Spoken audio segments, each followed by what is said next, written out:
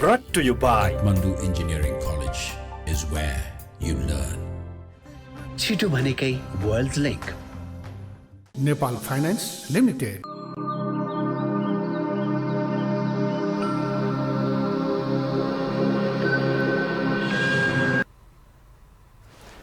नमस्कार, कार्यक्रम विषयान्तरमा यहाँहरू सबैलाई हार्दिक स्वागत गर्छु। म चन्द्रबानिया। दर्शकवृन्द, आजको श्रृङ्खलामा हामी के नेपाल कृषिमा आत्मनिर्भर बन्न सक्छ, नेपालका कृषि वैज्ञानिकहरू यस सम्बन्धमा के भन्छन्, आज हामी जान्ने प्रयास गर्नेछौँ। नेपाललाई कृषि प्रधान मुलुक भनिन्छ, तर विडम्बना नेपालमा उपभोग्य जति पनि कृषि वस्तुहरू छन् अधिकांश वैदेशिक आयातमा निर्भर पर्ने अवस्था छ। खुर्सानीको कुरा गरौँ, लसुनको कुरा गरौँ, प्याजको कुरा गरौँ, या दैनिक नेपालीको भान्सामा नपाकी नछोड्ने भातकै कुरा गरौँ, चामल पनि वार्षिक 50 अर्बभन्दा बढीको आयात हुने गरेको छ। लसुन 2 अर्बभन्दा बढीको, प्याज 5 अर्बभन्दा बढीको, खुर्सानी 2 अर्बभन्दा बढीको आयात हुन्छ भनेर नार्कले भनिरहेको छ। के नेपाल कृषि प्रधान मुलुक हो भने लसुन, प्याज, चामल, खुर्सानी हरेक किचनमा पाक्ने कृषि वस्तुहरू सबै वैदेशिक आयातबाट वर्षेनी अर्बौँ अरबको आयात गर्दा पनि नेपाललाई अब कृषि प्रधान मुलुक भनेर यो भजाइरहन मिल्छ? नेपालका राजनीतिज्ञहरू यसमा परिवर्तन ल्याउन, कृषिमै यदि नेपाललाई आत्मनिर्भर बनाउने हो भने यी आयातित वस्तुहरूलाई प्रतिस्थापन गर्न यो राजनैतिक दल र सरकारसँग योजना के छ, हामी जान्ने प्रयास गरिरहेका छौँ। हरेक सरकारले हरेक बजेटमा कृषिलाई आधुनिकीकरण गर्ने, कृषिलाई वैज्ञानिकरण गर्ने, कृषिमा हामी आत्मनिर्भर हुन्छौँ, किसानलाई अनुदान दिन्छौँ भनेर भाषण गर्न कहिल्यै थाक्दैनन्।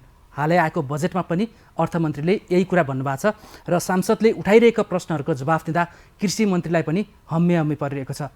नेपाल के राजनीतिक दलहरूले घोषणापत्रमा जारी गर्ने र भाषणमा भन्ने कुराहरूले मात्रै कृषिमा नेपाल आत्मनिर्भर बन्न सक्छ, योजना के छ, हामी जान्ने प्रयास गरेका छौँ।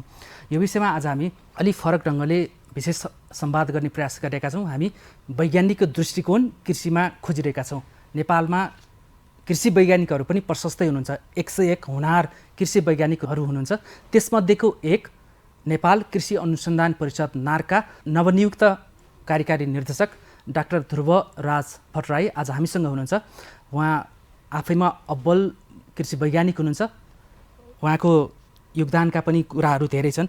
15 भन्दा बढी पुस्तकहरू उहाँले लेखिसक्नु भएको छ, जुन 3वटा पुस्तक छ। बिएससी र एमएससीको कृषिमा उहाँको यो पढाइ हुने कोर्समा नै समावेश छ र उहाँको एनजिओ, आइएनजिओ, विदेशी आइएनजिओ, युएनमा पनि काम गरेको थुप्रै अनुभवहरू रहेको छ। हामी कुराकानीमा क्रमशः खुलाउँदै जानेछौँ। यति अनुभवी मान्छे नार्कको कार्यकारी निर्देशक भएर आइसकेपछि नेपालमा कृषिलाई कुन गतिमा कसरी आत्मनिर्भर बनाउने भनेर उहाँले ठोस योजना केही ल्याउनु भएको छ त, हामी त्यो पनि जान्ने प्रयास गर्नेछौँ। यहाँलाई स्वागत छ कार्यक्रममा। धन्यवाद। आराम हुनुहुन्छ? एकदम ठिक छ। सबैभन्दा पहिला चाहिँ नवनियुक्त कार्यकारी निर्देशकज्यूलाई हामी बधाई दिन चाहन्छौँ। कृषि जस्तो क्षेत्रलाई केही परिवर्तन गर्न सक्छु भन्ने योजनाका साथ यहाँ कार्यकारी निर्देशकमा आउनु भएको छ। धन्यवाद हजुरलाई। विशेष योजना त छ नि, होइन? छ, किन नहुने, योजनाका साथ आएको छु म चाहिँ। हजुर, अब तपाईँलाई त बधाई पनि डबल दिनुपर्ने जस्तो छ। एउटा चाहिँ नेपाल सरकारले यहाँलाई एउटा सक्षम व्यक्ति भनेर कार्यकारी निर्देशक जस्तो पदमा ल्याएको छ कृषिको, त्यो पनि नार्क अनुसन्धान क्षेत्रमा, होइन? अर्को फेरि यहाँ चाहिँ यो international mountain agriculture science and technology innovation एलायन्सको उपाध्यक्षमा पनि यहाँ निर्वाचित हुनुभयो, होइन? चीनका वैज्ञानिक अध्यक्ष, नेपालका वैज्ञानिक उपाध्यक्ष। हजुर, यहाँलाई त दुईटै हातमा लड्डु भएछ नि यसपालि। यो चाहिँ के भन्दाखेरि अब हामीले चाहिँ आफ्नो क्षमता प्रदर्शन गऱ्यौँ, आफ्ना कुराहरू राख्यौँ, अनि इन्टरनेसनल कम्युनिटीले पनि बतायो, त्यसले गर्दा सम्भव भयो। हजुर, यहाँ चाहिँ उपाध्यक्ष हुनुहुन्छ नेपालको, होइन? जुन चीनको चाहिँ सिचुवान प्रान्तको त्यहाँको एउटा एग्रिकल्चर इन्स्टिच्युटकै एउटा प्रोफेसर चाहिँ वैज्ञानिक अध्यक्ष हुनुहुन्छ। उहाँको ब्याकग्राउन्ड चाहिँ कस्तो हो? उहाँ एकदम होनहार वैज्ञानिक हो त्यो संस्थाको। त्यहाँनिर चीनको एग्रिकल्चर रिसर्च अर्गनाइजेसनको उहाँले धेरै चाहिँ भेराइटी डेभलपमेन्टमा काम गर्नुभएको छ। नेसनल इन्टरनेसनल लेभलको वैज्ञानिक हो उहाँ चाहिँ, एकदमै ठुलो लेभलको। त्यो संस्थाको चेयरम्यान पनि हो उहाँको। जो चाइनाको सिचुवान एग्रिकल्चर रिसर्च एकाडेमी छ त्यसको पनि चेयरम्यान हो उहाँ। त्यसले गर्दाखेरि अब धेरैले चाहिँ उहाँलाई एक्जिक्युटिभ चेयरम्यान बनाउनु भयो। इलेक्सनमा उहाँले जित्नुभयो। जस्तो त्यो 2 दिने चीनको सिचुवानमा भएको सम्मेलनमा 150 भन्दा बढी अन्तर्राष्ट्रिय प्रतिनिधिहरू रहेछन्, होइन? त्यसमा कति देशको सहभागिता थियो? होइन, त्यसमा समग्रमा के छ भन्दाखेरि माउन्टेन हिमालयन एरियाको यो हिमालयन रेन्ज भएका देशहरू प्लस र चाइनाको सबै प्रोभिन्सहरू जहाँ जहाँ माउन्टेन रेन्जहरू छ र त्यहाँनिर पर्वतीय क्षेत्रको विकासमा खटिएका जो चाहिँ विज्ञहरू हुनुहुन्छ ती सबै थिए। हामीलाई नेपाललाई पनि त्यसमा महत्त्व दिनुभएको थियो र अब यही 4 गते तपाईँको यो साउनको 4 गते उहाँहरूको टिम पनि नेपालमा आइरहेछ। हामीहरूलाई उहाँलाई स्वागत गर्दैछौँ र हामीसँग उहाँहरूको एमओयू पनि हुन्छ यहाँ कसरी चाहिँ पर्वतीय क्षेत्रको विकास गर्ने, कसरी हाम्रा पहाडहरूमा चाहिँ किसानहरूको जीवनस्तरमा परिवर्तन ल्याउने भनेर हामी दुई देशभित्र समग्र यो एलायन्स बिच चाहिँ एउटा चाहिँ यो सहमति हुन्छ। त्यसै अनुसार हामी अनुसन्धानका कार्यक्रम र विकासका कार्यक्रमहरू बनाउँदै जान्छौँ। उनीहरूको प्रविधिलाई नेपालमा प्रयोग गर्छौँ, नेपालको अनुभवलाई पनि उनीहरूले चाहिँ आफूले गर्छ। त्यसरी समग्रमा यो सहभागितामूलक अनुसन्धान र समग्रमा कोल्याबोरेटिभ रिसर्च भन्छ जसलाई चाहिँ हामी समन्वयात्मक रिसर्च पनि हामी गर्छौँ। त्यसपछि समग्रमा यो हिमालयन र चाहिँ पहाडी क्षेत्रमा बसोबास गर्ने जनताको जीवनस्तर उठाउनको लागि एउटा चाहिँ कलेक्टिभ इफोर्ट चाहिँ हामी लगाउँछौँ। अब भन्नु मैले जान्न खोजेँ चाहिँ त्यहाँ 150 भन्दा बढीको प्रतिनिधिको सहभागिता थियो। नेपाल र चीनका मात्रै वैज्ञानिकहरूको सम्मेलन हो कि त्यो अन्य देशहरूको कति अन्य देश इसिमोड इन्टरनेसनल माउन्टेन जो हामीसँग छ जो 6-7 वटा देशको छ त्यहाँका पनि उहाँबाट पनि प्रतिनिधित्व गरिराख्नु भएको छ। त्यसै गरेर यसले चाहिँ समेट्दै अझ यसको दायरा चाहिँ सबै चाहे तपाईँको इन्डिया अनि त्यसपछि चाहिँ बङ्गलादेश त्यसपछि चाहिँ अफगानिस्तानदेखि लिएर यो हिमालयन रेन्ज सबैलाई चाहिँ यसमा समेट्ने हिसाबले चाहिँ योजनामा पनि गरिरहेको छ। ठिक छ, यो चाहिँ तपाईँ दुईटा महत्त्वपूर्ण पदमा चाहिँ एउटा निर्वाचित अर्कोमा चाहिँ सरकारद्वारा नियुक्त भएकोले मैले यो प्रसङ्गलाई उठाएँ होइन। मूल विषय त नेपाली वैज्ञानिकहरूले नेपाललाई कृषिमा आत्मनिर्भर हुन के योजना ल्याएका छन् भन्नेमै हामी केन्द्रित भएर कुराकानी गर्नेछौँ होइन। अब मूल विषयमा जाँदा पछि फेरि बिर्सेला, यो पनि म तपाईँसँग क्लियर गरिहाल्छु। अब वैज्ञानिकहरू अलिकति टेक्नोक्र्याट जस्तो लाग्छ तर तपाईँ अलिकति नेता छविको देखिरहनु भएको छ होइन। यो 15वटा पुस्तक लेख्नु भएको छ नि, 3वटा पुस्तक त बिएससी र एमसीक्यूमा छ होइन। तपाईँ पढाउनु पनि हुन्छ?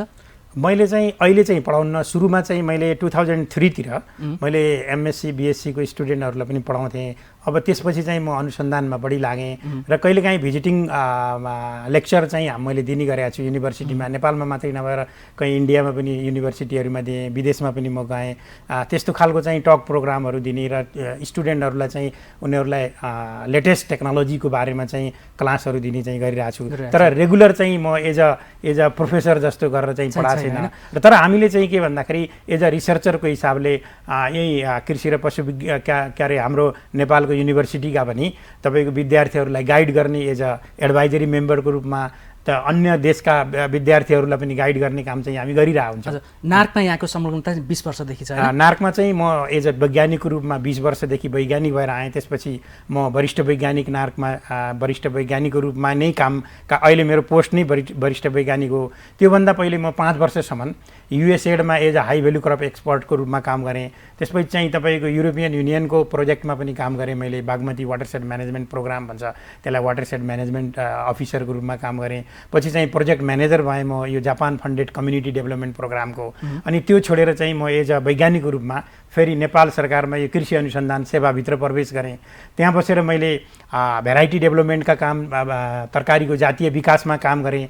त्यहाँनिर मैले 2टा आफै भेराइटीहरू रिलिज गरेँ। त्यो काउलीको एउटा भेराइटी खुमल ज्यापु जो मैले नै रिलिज गरेको। त्यसैपछि टर्निपको यो सलगमको एउटा मोर एन्थोसाइनिन कन्टेन्ट भिटामिन बढी भएको चाहिँ र एन्थोसाइनिन बढी भएको चाहिँ जात विकास गरेर त्यसलाई चाहिँ रिलिज गरेँ। त्यसै गरेर चाहिँ क्याप्सिकमको यो भेडे खुर्सानीको जातीय विकासमा विभिन्न ठाउँबाट जिनोटाइपहरू ल्याएर त्यसको इभ्यालुएसन गरेर पोटेन्सियल जिनोटाइप आइडेन्टिफाई गरेर नेपालको लागि सुटेबल चाहिँ आइडेन्टिफाई गरेँ। त्यसै भएर काँक्रो र गोलभेडाको जातीय विकासमा मैले मेरो योगदान सहित भएको हुनाले त्यसमा पनि हामीले भेराइटीहरू रजिस्ट्रेसन गर्न सफल भयौँ। त्यसकारणले गर्दा समग्र भेराइटी डेभलपमेन्टमा मैले यो काम गरेँ। साथसाथै पोस्ट हार्भेस्ट फलफुल र तरकारीको तपाईँको हार्भेस्ट गरिसकेपछि टिपिसकेपछि बजारसम्म पुर्याउने जाने उसको क्षति न्यूनीकरणको लागि विभिन्न प्रविधिहरू विकास गर्ने काम गरेँ। त्यसैमा कहीँ पुस्तकहरू, कहीँ रिसर्च पेपरहरू, कहीँ चिजहरू तपाईँहरूले देख्न सक्नुहुन्छ। इभन रिसर्च गेटमा पनि 15वटा पुस्तककै रूपमा भयो। 150 भन्दा बढी त रिसर्च आर्टिकलहरू विभिन्न जर्नलमा प्रकाशित छ होइन। अब यहाँको अध्ययनको कुरा गर्ने हो भने पनि अब सार्क स्कलरसिपमा भारतको हिमाचल विश्वविद्यालयबाट यहाँले विद्यावारिधि university of horticulture and forestry भन्छ हिमाचलमा, सोलन विद्यावारिधि त्यहाँबाट गर्नुभयो होइन। रामपुर चितवनको रामपुरबाट चाहिँ बागवानी विषयमै एमएससी एमएससी गर्नुभयो। हजुर।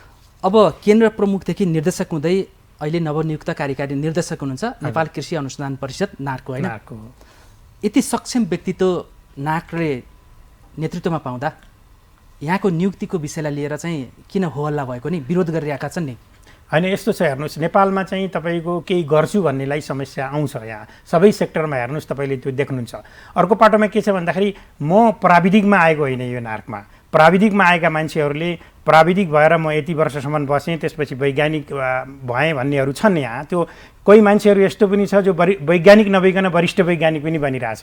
तर चाहिँ म एकैचोटि इन्टरनेसनल अर्गनाइजेसनमा काम गरेको मान्छे, म एकैचोटि वैज्ञानिकमा आएँ, वैज्ञानिकबाट म सम्पूर्ण पार गर्दै वरिष्ठ वैज्ञानिकबाट चाहिँ म S3 S4 हुँदै हाम्रो जो क्याटेगोरी छ त्यसमा सम्पूर्ण चेनमा म गएँ। तर केही मान्छेहरू कस्ता छन् भन्दाखेरि प्राविधिकबाट एकैचोटि चाहिँ तपाईँको वैज्ञानिकमा चाहिँ आएपछि उनीहरूले हामी पहिल्यै यहाँ इन्ट्री गरेको भनेर भनिरहेछन्। तर त्यो ग्लोबल लेभलमा त्यस्तो हुन्न। हामी त भन्छौँ नार्क जस्तो रिसर्च अर्गनाइजेसनमा इन्टरनेसनल्ली पनि कम्पिटेटिभ जो CGIAR सिस्टममा काम गर्ने वैज्ञानिक पनि यसको एक्जिक्युटिभ डाइरेक्टरमा चाहिँ एप्लाई गर्न पाउन्, ग्लोबल लेभलमा कम्पिटेटिभ संस्था बनाउन् यसलाई, न कि डेली रुटिनमा एउटा चाहिँ निजामती कर्मचारीले जस्तो जागिर खाएर बस्ने खालको यो संस्था होइन। यो संस्था भनेको त कम्पिटेटिभ संस्था हो। यसमा चाहिँ जसले कम्पिटिसन गर्न सक्छ त्यो जाने कुरा हो। उसको म अहिले पनि दावा दिन सक्छु, कुनै पनि अरू वैज्ञानिक आओस् मसँग अगाडि बसेर उहाँहरूले डेभलप गरेका टेक्नोलोजी र उहाँहरूले दिएको चिजभन्दा मेरो कुनैमा कमी छ भने म अहिले पनि नार्कको एक्जिक्युटिभ डाइरेक्टर छोड्न तयार छु। कृषि वैज्ञानिकहरूमध्ये चाहिँ प्रतिस्पर्धा गर्ने हो भने पनि म उनीहरूले त्यसकारण मेरो नियुक्तिमा विरोध गर्नुको औचित्य छैन। म उहाँहरूलाई के च्यालेन्ज दिन चाहन्छु भने तपाईँ आउनुहोस्, तपाईँहरूले किसानको लागि कतिवटा चिज दिनुभएको छ, यो देशका किसान र यो देशको समग्र कृषि विकासको निम्ति तपाईँहरूले कति चिज दिनुभएको छ, मसँग टेबलमा बसेर तपाईँहरू जस्तो पत्रकारलाई बसेर एक एक चिज देखाउँ अनि तपाईँहरूले छर्लङ्ग देख्न चाहनुहुन्छ। तर पछाडि बसेर एउटा चाहिँ कुनामा बसेर नचाहिने कुराहरू गर्नुले यो संस्थालाई चाहिँ अगाडि ल्याउनको लागि सहयोग गर्दैन। एउटा यो प्लेटफर्म पनि हो एउटा तपाईँमाथि लागेको आरोपलाई एउटा क्लियर गर्ने भनेर होइन। तर तपाईँमाथि लाग्ने गर्छन्, तपाईँले अहिले भन्नुभयो नि म चाहिँ अहिलेको समयअनुसारको कम्पिटेटिभ छु, म प्रतिस्पर्धा हर क्षेत्रमा गर्न तयार छु भन्नुभयो होइन। मैले कृषिको लागि के योगदान दिएको छु, अरूले के योगदान दिए त्यसमा पनि कम्पेयर गरौँ। म टेबलमा बसेर छलफल गर्न तयार छु, मेरो च्यालेन्ज हो यो। तर तपाईँलाई छ नि, तपाईँ वैज्ञानिकहरूको लिस्टमा चाहिँ 40औं स्थानमा हुनुहुन्थ्यो, तर वरियता मिचेर डाक्टर बेदुराम भुसालले आफ्नो जिल्लावासी भएको नातामा जोडेर डाक्टर ध्रुव भट्टराईलाई कार्यकारी निर्देशक बनाए भन्ने आरोप त लाग्यो नि। लाग्यो, तर चाहिँ के भन्दाखेरि त्यो जसले चाहिँ त्यो मिडियामा प्रस्तुत गर्नुभयो भने म मिडियाका साथीहरूलाई के अनुरोध गर्न चाहन्छु भन्दाखेरि एउटा मात्रै मान्छेको कुरा नसुन्नुहोस् तपाईँहरूले, हामीसँग पनि सुन्नुहोस् न त हामी के हो। मैले भन्न चाहन्छु म अहिले पनि 40औं वरियता उहाँहरूले भन्नुभएको छ, म टोटल्ली खारेज गर्न चाहन्छु। किनभने जो मान्छे प्राविधिक भएर आयो र जो मान्छे वैज्ञानिक भएर आयो, म वैज्ञानिकमा अनवरत रूपमा 20 वर्ष नार्कभित्र बसेर गरेको छु। त्योभन्दा पहिले चाहिँ तपाईँको एक्सपर्टको रूपमा एनजिओमा काम गरेको छु। 20 वर्ष यदि कुनै वैज्ञानिक भएर काम गरेको छ र म वरियतामा 40 छु भने ल्याएर देखाउनुहोस् तपाईँले, म अहिले पनि च्यालेन्ज दिन सक्छु। मलाई लाग्छ जो मान्छे प्राविधिक भएर काम गरौँ अनि ऊ वैज्ञानिक भएर कति वर्षमा आयो, यो वैज्ञानिक संस्थामा वैज्ञानिक भएर काम गर्नु पर्यो कि परेन, कसैले जेटिए भएर काम गरेको छ, कसैले प्राविधिक अधिकृत भएर काम गरेको छ, त्यसलाई पनि यदि जोडेर चाहिँ म यो सिनियर भन्छ भने त्यसलाई म ठाडै अस्वीकार गर्छु। म त के भन्छु भन्दाखेरि नार्कको चाहिँ तपाईँको ऐनले के भन्छ भन्दाखेरि 10 वर्ष वैज्ञानिक भएर काम गरेको कम्पिटेटिभ वैज्ञानिकलाई चाहिँ इडी बनाउनको लागि खोलिरहेछ उसले। S3 म S4 हो, S4 मा मभन्दा पहिले दिलबहादुर गुरुङ, डाक्टर दिलबहादुर गुरुङ पनि S4 मै इडी बन्नुभएको थियो, डाक्टर YR पाण्डे पनि S4 मै इडी बन्नुभएको थियो, त्यति बेला पनि S5 S6 त्यहाँभन्दा बढी समय काम गरेका मान्छेहरू पनि थिए, त्यति बेला कसैले बखेडा निकालेन। तर अहिले मैले चाहिँ के दावा गरिरहेको छु भने मन्त्री अभियसली मेरो जिल्लावासी हुनुहुन्छ, तर मन्त्रीज्यूले सबैसँग चाहिँ के गर्नुहुन्छ भनेर उहाँसँग आफ्ना अवधारणा माग्नु भएको थियो। मैले 10 बुँदे चाहिँ मन्त्रीलाई यो गर्छु भनेर कमिटमेन्ट देखाएको थिएँ, उहाँलाई मेरो चित्त बुझ्यो। जिल्लावासी हुनु मेरो कुनै गल्तीको कुरा होइन। मन्त्रीले चाहिँ जुन मान्छे डाइनामिक छ जसले चाहिँ नार्क अहिले यो रसातलमा पुगेको नार्कलाई चाहिँ रेस्क्यु गर्न सक्छ उसलाई चाहिँ जिम्मेवारी दिन्छु भनेर दिनुभयो। त्यो मेरो कुनै दोष छैन, म कुनै पोलिटिक्स गर्ने मान्छे होइन, मन्त्रीज्यूलाई थाहा छ, यो पनि कुनै मन्त्रीज्यूको पार्टीको मान्छे होइन भन्ने उहाँलाई आफै थाहा छ। तर पनि उहाँले के भन्नुभयो भने तपाईँले अहिलेसम्म गरेका जुन रेकर्डहरू छन् मैले उहाँलाई सबै देखाएको छु। हजुर ठिक छ, पछि तपाईँ नेकपा यस पार्टीकै कार्यकर्ता र शुभेच्छुकहरूको कारणले आएको होइन? होइन, म अहिले पनि दावा दिन्छु, कसैले त्यो प्रुफ ल्याउँछ भने म अहिले पनि भन्न तयार। डाक्टर बेदुराम भुसाल अहिले कृषि तथा पशुपक्षी मन्त्री हुनुहुन्छ, उहाँ र तपाईँको केही नाता गोता कुनै नाता कतै छैन। मन्त्रीज्यूले मेरा कहीँ इन्टरभ्यूहरू पहिले पनि सुन्नुहुन्थ्यो। म अहिले मिडियामा आएको मान्छे होइन। म वैज्ञानिक सदादेखि मैले गरेका कामहरू, मेरा किताबहरू विद्यार्थीले पढ्नेदेखि लिएर मेरा इन्टरनेसनल लेभलका जर्नलहरू मैले नेपालमा मात्रै इन्टरभ्यू दिएको छैन। मैले अस्ति चाइनिज टेलिभिजनमा पनि इन्टरभ्यू दिएर आएको छु। मैले कहीँ विभिन्न देशहरूमा हैदराबादमा पनि मेरा इन्टरभ्यूहरू चलेका छन्। म अहिले मात्रै यहाँ आएको होइन र मलाई कसैले यिनीहरूले छुस्स ध्रुव भट्टराईलाई ल्या भन्ने खालको त्यो कुनै पनि होइन। तपाईँले पनि पहिले पनि देख्नु भएको हुनसक्छ कतै न कतै। तर म के दावाका साथ भन्न चाहन्छु भने यदि कुनै पनि वैज्ञानिक मभन्दा 40 भनेर जुन हल्ला फैलाइएको छ त्यसको म ठाडै अचुर्काए गर्छु। कोही वैज्ञानिक 20 वर्षभन्दा बढी वैज्ञानिक भएर काम गरेका कतिजना हुनुहुन्छ त्यो ल्याउनु पर्यो। म त्यो चाहिँ प्राविधिक र जेटिए भएर चाहिँ गनेको त्यो एक्सपिरियन्सलाई म ठाडै अस्वीकार गर्छु होइन। तर यति दाबी पेश गरिरहँदा छ नि, तपाईँ पनि सदस्य रहेको यो society of agriculture scientist Nepal भन्ने संस्था छ, कृषि वैज्ञानिकहरूको संस्था, यसले चाहिँ विज्ञप्ति नै जारी गरेर किन विरोध गरेको? चन्द्रजी यता सुन्नुहोस्, यो संस्थाको म पनि सचिव थिएँ। योभन्दा पहिलेको जस्ट पहिलेको म सचिव हो। यो संस्था बनाउन मेरो पनि योगदान छ। तर त्यही संस्थाले तपाईँको विरोध गर्यो। भित्रका वैज्ञानिकहरूलाई तपाईँले सोध्नुहोस्, अहिले पनि भन्नुहोस्, उहाँको फेसबुकमा गएर हेर्नुहोस्, एकजनाले पनि लाइक गरेको छ कि छैन त्यो पनि तपाईँले रिभ्यू गर्नुहोस्। र अर्को बाटोमा युवा वैज्ञानिकहरू त्यसको विरुद्धमा हुनुहुन्छ, त्यो पनि म अहिले तपाईँलाई भनिदिन्छु र तपाईँ गएर सोध्नुहोस्। त्यहाँभित्र 5 जना मान्छेहरू छन् जो 5 जना मान्छेले सिन्डिकेट बनाएको छ। उनीहरूसँग फेसबुकको आइडी छ, त्यसै मार्फत उनीहरूले चाहिँ त्यो गरिरहेछन् र वैज्ञानिकहरूले त्यसको विरोध गर्नुभएको छ। तपाईँहरूले त्यो पनि हेर्न सक्नुहुन्छ। ठिक छ। अब यसमा आइरहेको घटनाक्रमहरूलाई मैले यहाँलाई एकदम तपाईँले यसलाई मौका दिनुभयो, धेरै धेरै धन्यवाद छ मलाई चाहिँ बोल्ने। अब यो कति 4 वर्ष कार्यकाल हुन्छ होइन? मलाई चाहिँ मन्त्रीज्यूले अहिले 6 महिनाको लागि दिनुभएको छ। 6 महिना भनेको कामु दिनुभएको छ, कोही कन्फर्म दिनुभएको छैन। ऐनमा विनियममा के छ भन्दाखेरि हाम्रो यो मन्त्री चाहिँ कृषि मन्त्री चाहिँ यो हाम्रो संस्थाको अध्यक्ष हुनुहुन्छ। अध्यक्षले बढीमा 6 महिनासम्मको कुनै पनि क्यापेबल मान्छे उहाँलाई ठान्यो भने उहाँले 6 महिनासम्म कामु दिने हो। मैले मन्त्रीलाई 6 महिना काम गर्ने 10 वटा बुँदाहरू प्रस्तुत गरेर आएको छु। यो संस्था अहिले 6 महिनाको मात्रै कार्ययोजना, अहिले 6 महिनाको मात्रै कार्ययोजना बताएको छु। त्यो कार्ययोजना यदि मैले पुरा गर्न सकिनँ भने मन्त्रीज्यूले उति बेला मलाई निकालिदिनुहुन्छ। भन्छ उसै अहिले तपाईँलाई 6 महिनाको यो निमित्त कार्यकारी दिएर कामु कार्यकारी निर्देशक दिएर परीक्षणमा हेर्दै हुनुहुन्छ। यो मिडिया ट्रायल गर्न खोजेको हो मन्त्रीज्यूले? हजुर, मन्त्रीज्यूले चाहिँ मेरो कामको क्षमता हेर्दै हुनुहुन्छ। यदि मैले राम्रो पर्फर्म गरेँ, वेदर मैले चाहिँ 10 वटा मैले जुन बुँदा प्रस्तुत गरेको छु त्यो गर्न सकेँ भने उहाँलाई लायो भने उहाँले अगाडि पनि बढाउन सक्नुहुन्छ होला। त्यो पनि सर्च कमिटी गठन गरेर गर्ने कुरा हो। त्यसमा ती अनुभवी बनाउँदा साथीहरूले पनि एप्लाई गर्न सक्नुहुन्छ। सर्च कमिटीमा चाहिँ तपाईँ लगायत कतिजनाको परेको थियो आवेदन? अहिले त यसमा चाहिँ कतिजनाको भन्ने हुने सबैले मन्त्रीले के भन्नुभयो भन्दाखेरि तपाईँहरूले के गर्न चाहनुहुन्छ देखाउनुहोस् भनेर मागिराख्नु भएको थियो। मैले पनि दिएको हो। तर सर्च कमिटी गठन अब 6 महिनाभित्र कुनै पनि बेला हुनसक्छ। त्यति बेला चाहिँ फेरि हामीले चाहिँ आफ्नो मार्ग त्यो चाहिँ तपाईँको भिजन पेपर पनि प्रस्तुत गर्नुपर्ने हुन्छ। आफ्ना सबै कुराहरू बताउनु पर्ने हुन्छ। सर्च कमिटीले छान्ने कुरा हो। त्यसमा केही ठुलो चाहिँ पहाड खसेको छैन। उहाँहरूले त्यति नै तपाईँको म काम गरिरहेको छु, तपाईँ हेर्न सक्नुहुन्छ। ठिक छ। अब त्यो सर्च कमिटीले 6 महिनाभित्र के ल्याउनु भने हामी चाहन्छौँ तपाईँ जस्तै यो मिडिया फ्रेन्डली र योजना र भिजन भएको व्यक्ति नै त्यो नार्कको चेयरमा आओस् भन्ने चाहन्छौँ होइन?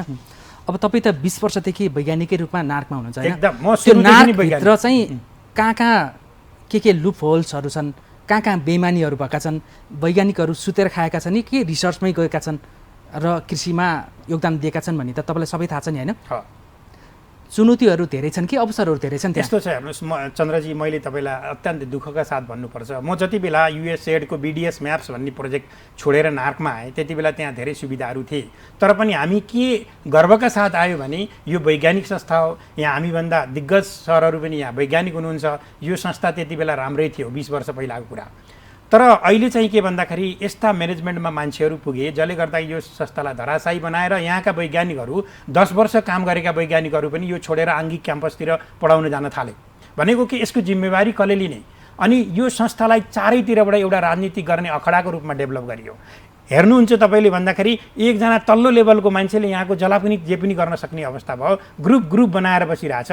व्यवस्था कुनै चाहिँ तपाईँको यो संस्था वैज्ञानिक संस्था जस्तो नदेखिने खालको भएपछि मैले के सोचेँ भन्दाखेरि एज अ इन्टरनेसनल्ली मैले चाहिँ आफूलाई एक प्रकारको चाहिँ छवि बनाइसकेको र नेपालमा पनि कसैले दावाका साथ भन्दाखेरि मैले कन्ट्रिब्युट गरेको छु भन्ने म अहिले पनि कन्फिडेन्ट भएको हुँदा मैले पनि एकचोटि प्रयास गरेँ मन्त्रीज्यूलाई आफ्नो उदिन म त्यो होइन, म त्योभन्दा अहिले कार्यकारी निर्देशक हुनुभन्दा पहिले म बाली र बागवानी निर्देशकै थिएँ, त्योभन्दा पहिले म त्यहाँको सेन्टर प्रमुखै थिएँ, त्योभन्दा पहिले म वरिष्ठ वैज्ञानिकै थिएँ। कोही उहाँहरूले यसरी प्रस्तुत गर्नुभएको छ कि एकदम कनिष्ठ मान्छे केही पनि नभएको मान्छेलाई टिपेर ल्याऊ भनेर भन्नुभएको छ। त्यसको त तपाईँहरू जस्ता मिडिया कर्मीहरूले त एनालाइसिस पनि गर्नु पर्यो। त्यो एनालाइसिस गर्नको लागि नै मैले बोलाएको हो तपाईँलाई।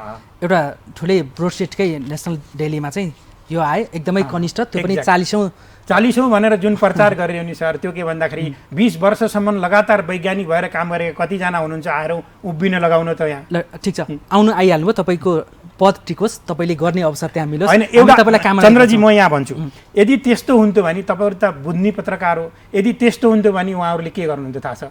उहाँ कानुनको ढोकातिर पनि जानुहुन्थ्यो। यदि कानुन मिचिएको हुन्थ्यो, म क्राइटेरियाभित्र फिट थिइनँ, यदि चाहिँ तपाईँको म यति कनिष्ठै थिएँ भने उहाँहरू कानुनतिर पनि जान सक्नुहुन्थ्यो। यदि उहाँहरूलाई सासका वैज्ञानिकहरूको त्यत्रो 600 जना वैज्ञानिकको समर्थन थियो भने त्यहाँ उहाँहरूले ताला पनि बन्द गर्नुहुन्थ्यो। यहाँभन्दा पहिले त त्यस्ता रेकर्डहरू त छन् नि, ताला बन्द गर्न किन सक्नु भएको छैन उहाँहरूले? किन कानुनको ढोकातिर जान सक्नु भएको छैन उहाँहरूले? त्यो भनेको सम्पूर्ण फेक कुरा हो भने त त्यसैबाट पनि तपाईँहरूले बुझ्न सक्नुहुन्छ नि त। हजुर, अर्को पनि छ नि, तपाईँलाई कनिष्ठ भन्ने त गलत ढङ्गले निराधार आरोप लगायो भन्ने कुरा तपाईँले अहिले खारिज गरेका कुराहरूले थाहा हुन्छ होइन। यो खुमलटारमा रहेको यो कृषि अनुसन्धान परिषदको कार्यालयमा चाहिँ जुन बेला पनि खालि पकाउने र खाने मात्रै हुन्छ, हरेक रुममा किचन छन्। यस्तो अवस्थामा नयाँ कार्यकारी निर्देशकले त्यहाँ के नै सुधार गर्न सक्लान् र भनेर पनि चुनौतीका पहाडहरू तेर्सिने ढङ्गले खबरहरू सार्वजनिक भएका छन्। के त्यहाँभित्रको अवस्था त्यस्तै गन्जागोल हो? होइन, हेर्नुहोस्, म आएपछि 1 महिनाभित्र मैले कति गरेँ, एक चिज तपाईँहरू आउनुभयो भने म मिडियाका साथीहरूलाई गनेर बताउँछु। मैले के भनेको छु भन्दाखेरि प्रत्येक फ्लोरमा भएका 3-4वटा किचन, टोटल 1500वटा किचनहरूलाई व्यवस्थितीकरण गर्दै अलग्गै चाहिँ क्याफेटेरिया बनाइरहेको छु मैले। यो साउनको लास्टसम्म म त बनाउँछु, निर्देशन पनि गरेको छु र काम सुरु भइरहेछ। त्यसै गरेर चाहिँ त्यो हेड अफिसमा चाहिँ एउटा राउन्ड टेबल वैज्ञानिकहरूलाई राखेर छलफल गर्ने मिटिङ हल थिएन। मैले त्यसको जुन दिन आएँ त्यसै दिन निर्देशन दिएर अब तपाईँ हेर्न जानुहुन्छ त्यो द्रुत गतिमा बनेको छ र 15-20 दिनपछि हामी राउन्ड टेबल मिटिङमा सम्पूर्ण सेन्टर चिफहरूलाई राखेर मिटिङ गर्छौँ, त्यसका समग्र समस्याको बारेमा छलफल गर्छौँ। र अर्को बाटोमा नारको हेड अफिसमा 70 जना स्टाफ हुनुहुन्छ।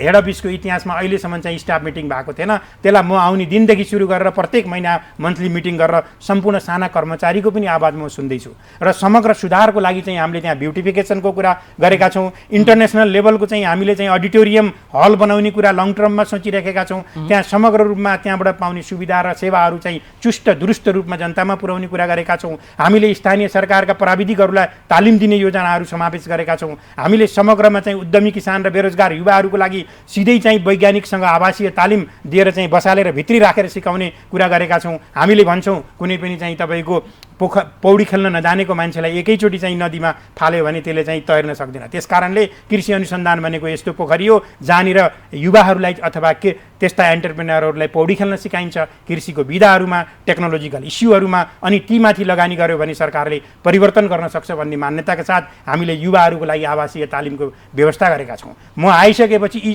यो तालिमको व्यवस्था गराउने मिरी म हो निर्देशिका पारित गराएर। ती साथीहरूलाई थाहा छ हामीले सिधै प्रविधिहरू चाहिँ स्थानीय सरकारमा ह्यान्डओभर गर्ने मेकानिजम मेरो नेतृत्वमा भएको छ। म आउटरिचमा छँदाखेरि मेरो नेतृत्वमा किसानमुखी कार्यक्रमहरू गरिएको छ। तर ती सबै कुराहरूलाई चाहिँ ओझेलमा राख्दै, मैले विकास गरेका प्रविधिहरूलाई ओझेलमा राख्दै, मैले गरेको कन्ट्रिब्युसनलाई चाहिँ तपाईँको ओझेलमा राख्दै जसरी कनिष्ठको प्रचार गरिएको छ त्यसले चाहिँ यो संस्थालाई चाहिँ तपाईँको ठुलो आघात पुगेको छ। र युवा वैज्ञानिकहरू जति पनि वैज्ञानिकहरू हुनुहुन्छ 5 जना बाहेक सबै त्यसको विपक्षमा हुनुहुन्छ। तपाईँ पछाडि गएर पनि इन्टरभ्यू लिन सक्नुहुन्छ, त्यो सर्वे पनि गर्न सक्नुहुन्छ। म चुनौतीका साथ भन्न चाहन्छु कि कुनै मान्छेले, कुनै वैज्ञानिकले मैले भन्दा राम्रा एजेन्डाहरू ल्याएर अगाडि बसेर काम गर्छु भन्छ भने म अहिले पनि यो चाहिँ एक्जिक्युटिभ डाइरेक्टरको कुर्सी छोडेर त्यहाँ बसेर हेर्न चाहन्छु। तर हिम्मत त हुनु पर्यो नि गर्नको लागि। त्यत्तिकै बाहिर बसेर कराउनु र राजनीति गर्नु र बखेडा झिक्नु भनेको त्यो चाहिँ सजिलो छ, तर काम गरेर देखाउनु भनेको धेरै धेरै ठुलो कुरा हो। म कामको लागि आएको, म काम गरेर देखाउनु छ। मलाई चाहिँ मन्त्रीज्यूले चाहिँ विश्वास गरेर जिम्मा दिनुभएको छ।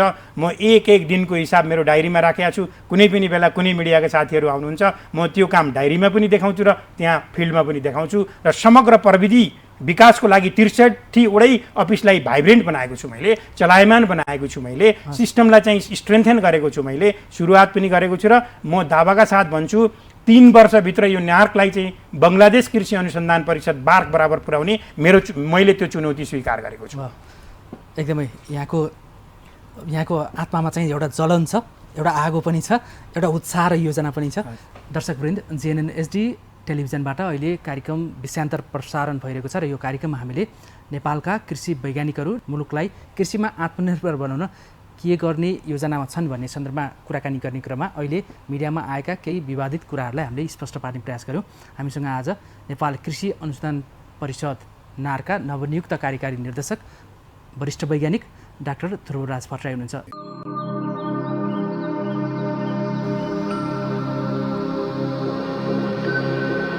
नेपाललाई कृषिमा आत्मनिर्भर बनाउन नेपाली कृषि वैज्ञानिकहरूले कस्तो सोचिरहेका छन्, अनुसन्धान के भइरहेको छ भन्ने सन्दर्भमा हामी जान्ने प्रयास गरिरहेका छौँ। आज हामीसँग नेपाल कृषि अनुसन्धान परिषद नारका नवनियुक्त कार्यकारी निर्देशक वरिष्ठ वैज्ञानिक डाक्टर ध्रुवराज भट्टराई हुनुहुन्छ। यहाँलाई पुनः स्वागत छ। धन्यवाद।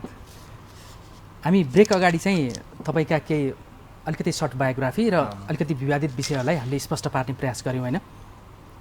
अब हामी तपाईँको 6 महिने कार्यकालभित्र चाहिँ योजना र त्यसपछिका दिनहरूमा नेपाललाई हामी कृषिमा कसरी आत्मनिर्भर गर्छौँ भन्ने केन्द्रित हुन्छौँ।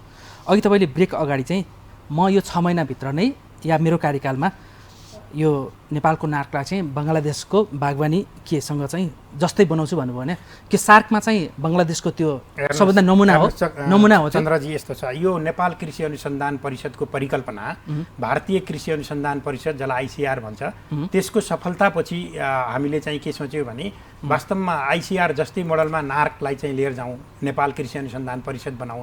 त्यति बेलै फेरि केही समयपछि बङ्गलादेशले पनि बङ्गलादेश कृषि अनुसन्धान परिषद बनायो जसलाई चाहिँ बार्क भन्छ, नेपालकोलाई नार्क भन्छ, इन्डियाकोलाई आइसिआर भन्छ, पाकिस्तानकोलाई पार्क भन्छ, पाकिस्तान एग्रिकल्चर रिसर्च काउन्सिल होइन। साउथ एसियामा तपाईँले काउन्सिल मोडलहरूमा रिसर्चको हेर्नुभयो भने सफल मोडल भनेको इन्डिया र चाहिँ बङ्गलादेश हो। बङ्गलादेश कृषि अनुसन्धान भारतीय कृषि अनुसन्धान परिषद चाहिँ तपाईँको 1970 हामी जस्तै थियो, लथालिङ्ग थियो त्यहाँनिर। त्यहाँ चाहिँ करिब 1970 प्रोफेसर एमएस स्वामीनाथन चाहिँ यहाँको एक्जिक्युटिभ डाइरेक्टर जस्तै त्यहाँको डिजी भन्छ, उहाँ डिजी भएर आउनुभयो। अनि चाहिँ उहाँले 7 वर्षसम्म त्यो संस्थालाई चाहिँ ड्राइभ गर्नुभयो। अनि उहाँले चाहिँ त्यहाँको कृषि अनुसन्धान परिषदको डिजी कृषि मन्त्रालयमा अनुसन्धान सचिव बन्ने व्यवस्थाको परिपाटी सुरु गर्नुभयो। अनि त्यसपछि त्यहाँको कृषि मन्त्रीले विकास सचिव र अनुसन्धान सचिवसँग बसेर त्यो देशको कृषिलाई कता लिएर जाने भन्ने सल्लाह गर्ने, त्यो अनुसार योजना बनाउने र एउटा सिस्टमको विकास गर्नुभयो। अनि आइसिआरबाट थुप्रो टेक्नोलोजिकल विकासहरू गर्ने र त्यहाँभित्र भएका कृषि अनुसन्धान प्रणालीको अनुगमन गर्ने, त्यो इन्डियाभित्र भएका चाहे युनिभर्सिटीले गरेको रिसर्च हो, चाहे अन्य एनजिओ आइएनजिओले गरेको रिसर्च हो, सबको अनुगमन गर्ने, नियमन गर्ने र आइसिआरभित्रका विभिन्न सेन्टरबाट चाहिँ अनुसन्धान गरेर प्रविधिको विकास गरेपछि कृषिले त्यहाँ चाहिँ फड्को मार्यो। त्यति बेलै चाहिँ तपाईँको प्रोफेसर एमएस स्वामीनाथनकै टाइममा भारतमा ग्रिन रेभोल्युसन हरित क्रान्ति सफल भयो। हरित क्रान्ति सफल भएपछि इन्डिया चाहिँ यो खाद्यान्न उत्पादनमा चाहिँ मजबुत भयो र विभिन्न कृषि उत्पादनमा चाहिँ फड्को मार्यो। त्यसपछि पाकिस्तान कृषि अनुसन्धान परिषद जसलाई चाहिँ बङ्गलादेश कृषि अनुसन्धान परिषद जसलाई चाहिँ बार्क भन्छौँ हामीले, बार्कले पनि के गर्यो भन्दाखेरि यसको ठिक 20 वर्ष पहिले म नार्कमा इन्ट्री गर्नुभन्दा पहिले बार्कमा पनि मेरा साथीहरू छन्, तिनीहरूको र हाम्रो हैसियत करिब उस्तै थियो, हामी एउटै लेभलमा थियौँ। तर अहिले नार्क यति तल झार्यो तर चाहिँ बार्कले यति धेरै फर्को मारेको उनको माइक्रो इकोनोमीमा, एग्रिकल्चर बेस्ड माइक्रो इकोनोमीमा यति ठुलो कन्ट्रिब्युट गर्यो जसले गर्दाखेरि अहिले चाहिँ बार्कले इन्डियाको आइसिआरलाई च्यालेन्ज दिइरहेछ। बार्कका वैज्ञानिकहरूले आइसिआर भन्दा हामी अब्बल छौँ भनेर उनीहरूले चुनौती दिन्छन् र कृषि विकासमा उनीहरूको ठुलो योगदान छ।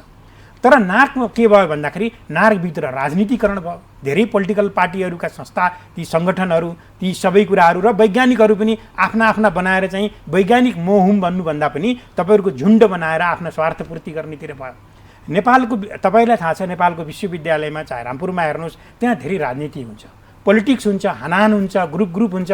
त्यही चिज वैज्ञानिक भएर आइसकेपछि नि उनीहरूले भुल्न सकेनन्। त्यही चिजलाई फेरि यहाँ आएर पनि त्यही ग्रुपमा परिणत गरे, जसले गर्दा यो संस्था यस्तो धराशायीमा पुग्यो।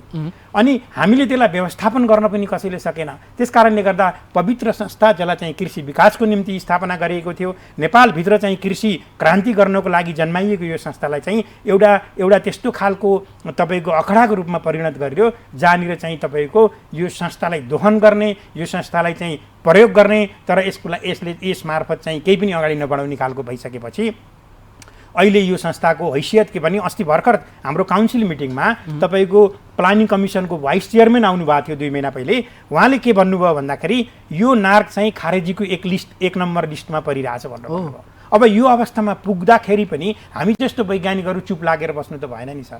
त्यस कारणले म पनि केही गर्न सकिन्छ कि भनेर अगाडि आएको। खारेजीको अवस्थामा र अर्को बाटोमा चन्द्र सर, मैले जति पनि कृषि मन्त्रीहरू आउनुहुन्थ्यो उहाँहरूलाई मैले आफ्नो योजना आफूले गर्ने चाहिँ के गर्न सक्छु भन्ने कुराको अवधारणा सबैलाई मैले गएर प्रस्तुत गरेको थिएँ। तर चाहिँ अहिलेको विद्वान मन्त्री जो पिएचडी गर्नुभएको थियो उहाँले कुरो बुझेर मलाई एउटा जिम्मेवारी दिनुभएको छ जम्मा 6 महिनाको लागि, र मैले 10 बुँदे दिएर आएको छु उहाँलाई। अब यसभित्र तपाईँ गर्छु भन्नेमा हुनुहुन्छ होइन? म कमिटी अब भन्नुहोस्, तपाईँले नै उदाहरण दिएको भारतको आइसिआर अनि होइन बङ्गलादेशको पार्क र पाकिस्तानको पार्क होइन, उनीहरूले चाहिँ सबै त्यो वैज्ञानिकहरूले चाहिँ पार्क त्यति सफल छैन किनकि नेपालमा जस्तै त्यहाँ पनि द्वन्द्व छ। तर बङ्गलादेश एकदम सफल छैन होइन। अब भन्नुहोस्, अब मैले के भने 3 वर्ष यदि मलाई टाइम दिनुहुन्छ भने त्यो बार्क बराबर यो नार्कलाई बनाउँछु भनेर मैले मन्त्रीज्यूलाई भनेको छु। तर उहाँले 6 महिना टेस्ट गर्छु तपाईँलाई भन्नुभएको छ। 6 महिना तैँले गर्छ कि गर्न सक्छ कि सक्दैन भन्ने जुन इन्डिकेसन हो, म 6 महिनामा मैले भनेका 10 बुँदे गरेँ भने उहाँले विश्वास गर्नुहुन्छ। 10 बुँदे भित्रको 1 2 3 4 मा चाहिँ के म भन्छु तपाईँलाई। सबभन्दा पहिले यो नार्कको ऐन छ जो चाहिँ 2048 सालमा ऐन बनेको थियो। नार्कलाई नार्क ऐन कृषि अनुसन्धान ऐन बनेको थियो। त्यो चाहिँ एकदम पुरानो छ, समय सापेक्ष छैन, इन्टरनेसनली कम्पिटेटिभ छैन। त्यसलाई चाहिँ हामी चाहिँ संशोधन गरौँ। संशोधन गर्दा 3टा कुरा राखौँ भनेको छु मन्त्रीज्यूलाई मैले। एउटा भनेको वैज्ञानिकहरूको पेन्सनको ग्यारेन्टी सरकारले गरोस्, अर्को चाहिँ कृषि अनुसन्धान सचिवको व्यवस्था गरोस्, नार्कको डिजी अथवा इडी जे राख्छौँ त्यसलाई चाहिँ स्वतः मन्त्रालयमा कृषि अनुसन्धान सचिव बनाइयोस्, र अर्को भनेको चाहिँ तपाईँको नार्क यस्तो संस्थामा केही अध्यापन पनि गरेर पिएचडी डिग्री दिने खालको पनि वातावरण क्रिएट गरियोस् भनेर मैले माग गरेको छु। मन्त्रीजी त्यसमा पोजिटिभ हुनुहुन्छ। समग्रमा नार्कको ऐन संशोधन गर्नु पर्यो र यसको विनियमलाई त्यो अनुसार संशोधन गर्नु पर्यो। एउटा त्यो मेन प्रायोरिटीको कुरा छ।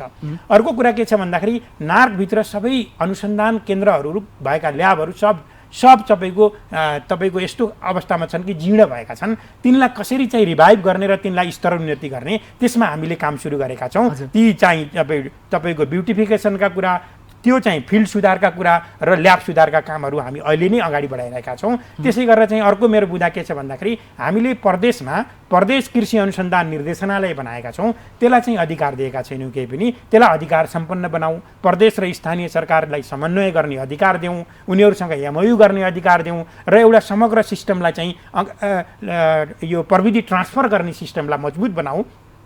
त्यो गर्न सकिन्छ 6 महिनाभित्र भनेर मैले मन्त्रीज्यूलाई त्यहाँ लेखेको छु। त्यसै गरेर हामीले के भनेका छौँ भन्दाखेरि स्थानीय सरकारका जो प्राविधिकहरू छन् उनीहरूलाई तालिम दिने परिपाटीको सुरुवात गर्न सक्छौँ, र उद्यमी किसानहरूलाई चाहिँ आवासीय तालिमको दिने व्यवस्था गर्न सक्छौँ। सिधै चाहिँ केही विधामा वैज्ञानिकहरूसँग बसेर उहाँले सिक्ने, अनुभवहरू आदान प्रदान गर्ने, उहाँका समस्याहरू वैज्ञानिकले सुन्ने, वैज्ञानिकले सिधै चाहिँ तपाईँको उद्यमीहरूलाई सिकाउने, त्यो परिपाटीको विकास गरौँ। र अहिलेको व्यवस्थाले के भन्छ भने जबसम्म स्थानीय सरकारलाई बलियो बनाइन्न तबसम्म यो कुनै चिजमा परिवर्तन आउँदैन। त्यस कारणले हाम्रा चिजहरू सिधै किसान र चाहिँ स्थानीय सरकारसँग लिङ्क गरौँ। कृषि अनुसन्धानलाई स्थानीय सरकार र किसानसँग चाहिँ कसरी जोड्ने भन्ने कुराहरूमा चाहिँ काम गर्न सकिन्छ, त्यो मैले भनेको छु। त्यसै गरेर मैले के भनेको छु भन्दाखेरि नार्कमा एउटा ठुलो खालको अडिटोरियम हल पनि छैन जो राष्ट्रिय र अन्तर्राष्ट्रिय लेभलका वैज्ञानिकहरूलाई बोलाएर त्यस्ता खालका सेमिनार गर्ने खालको। त्यसको लागि हामी यो 6 महिनाभित्र अध्ययन गरेर एउटा प्रतिवेदन दिन्छौँ मन्त्रीज्यूलाई, जसले चाहिँ मन्त्रीज्यूले आगामी आर्थिक वर्षमा फेरि त्यो गर्नुहुन्छ। यो भित्र चाहिँ हामीले वार्म क्लाइमेट, गरम उसमा चाहिँ तपाईँको हुने माछाहरू छ। नेपालमा माछाको आयात धेरै भइरहेछ, हजुरलाई थाहा छ। त्यसैले गर्दा यो बाणगङ्गामा हामीले माछा अनुसन्धान केन्द्र खोल्नको लागि समग्र तयारी गर्छौँ। यो बिचमा त्यसको सुरुवात गर्छौँ। त्यो चाहिँ पोलिसी लेभलबाट एप्रुभ भइसकेको छ, बजेटमा पनि हामीले पारिसकेका छौँ। त्यसै गरेर समग्र रूपमा नारको सिस्टमलाई चाहिँ कसरी चलायमान बनाउने, त्यो तलदेखि माथिसँग वैज्ञानिकहरूलाई चाहिँ इन्करेज गर्नको लागि सबै कामहरू हामीले गर्ने भनेर 10वटा बुँदामा अलग अलग अलग गरेर मैले दिएको छु मन्त्रीज्यूलाई। टु द पोइन्ट दिनुभएको छ होइन? To the point. मन्त्रीज्यू पोजिटिभ हुनुहुन्छ? मन्त्रीज्यूले त्यही बुँदा देखेर नि मलाई 6 महिना टेस्ट गर्नुभएको छ। यहाँको राम्रै रहेछ, टची रहेछ, तर यो ठुलो अत्याधुनिक हल चाहिँ आवश्यक छ कि छैन भन्ने सवालमा चाहिँ हरेक अफिसका छुट्टा छुट्टै हल त किन जरुरी भयो? अहिले ठुलो जुन अन्तर्राष्ट्रिय स्तरका हलहरू छ त्यसलाई पनि वैज्ञानिकहरूले प्रयोग गर्दा अनुसन्धान केन्द्रहरूभित्र कस्तो हुन्छ भन्दाखेरि हेर्नुहोस्, हाम्रो खुमलटारमा जानुभयो भने अहिले पनि राउन्ड टेबल मिटिङ वैज्ञानिक राख्ने थिएन, म अहिले बनाइरहेको छु। त्यो 1 महिनादेखि सुरु गरिरहेको छु र म तपाईँहरूलाई कति अट्ने हल बनाउनु होइन, त्यो एउटा चाहिँ हामीसँग 70 जना अट्ने एउटा छँदैछ। अब चाहिँ राउन्ड टेबलमा वैज्ञानिकहरू 60-70 जना वैज्ञानिकहरूलाई राखेर तपाईँहरू जस्तो मिडिया कर्मीहरू कुनै बेला आउनुभयो भने एउटा चाहिँ पत्रकार सम्मेलन गर्ने खालको पनि चाहियो कि चाहिएन?